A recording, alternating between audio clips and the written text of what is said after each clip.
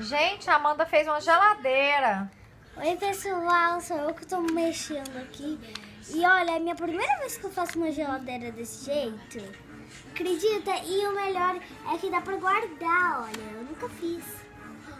Vocês querem saber como é que faz? Eu vou ensinar. Você pega um papelzinho, uma massinha, faz assim, esses duas bolinhas, esse pega o papel. Então você pega o durex, aí você gruda. Aí aqui eu pego uma caixinha de chocolates.